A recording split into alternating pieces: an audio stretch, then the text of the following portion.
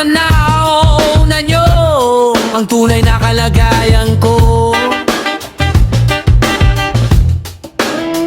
Ganito kasi yan Tao po, nandyan po ba kayo sa loob ng malaking bahay at malawak na bakuran? Mataas na pader, pinapaligiran at nakapila mga mamahaling sasakyan. Mga bantay na laging bulong ng bulong, wala namang kasal pero marami ang nakabarong. Lumakas man ang ulan ay walang butas ang bubong. Palakpat at kutsara nandi kilala ang tutong, at ang kanin ay simputi ng gatas na nasa kahon. At kahit na hindi Pasko sa lamesa ay may hamon. Ang sarap sigurong manirahan sa bahay na ganyan. Sabi pa nila ay dito mo rin matatagpuan ang tao na nagmamayari ng isang upuan, na pag may pagkakatao ay pinag-aagawan. Kaya naman hindi niya pinakakawalan. Kung makikita ko lamang siya ay aking sisigawan.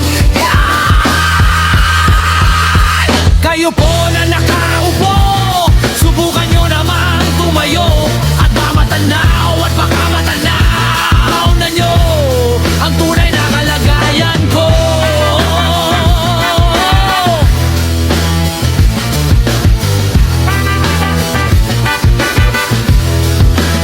Mawalang galang na po sa taong nakaupo. Alam niya gang pantakal ng bigas namin ay di puno. Ang dingding ng bahay namin ay pinagtagpitag-pinyero. Sa gabi ay sobrang init na tumutunaw ng yelo na di kain bilhin upang ilagay sa inumin. Pinakulong tubig sa lumang takuring, uling-uling gamit lang panggatong na inanod lamang sa estero na nagsisilbing kusina sa umaga. Yaming banyo ang aking inay na may kayamanan, isang kaldero na nagagamit lang pang ng aking ama ay suweldo. Pero kulang pa rin ulam na tuyo, tasin ng 50 pesos sa magamoy pagkakaasya. Hey! Di ko alam kung talagang maraming harang o mataas lang ang bakod, o nagbubulag-bulagan lamang po kayo kahit sa dami ng pera nyo.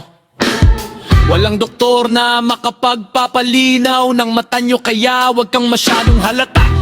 Bato-bato sa langit, ang matama ay wag magalit. Go bato-bato!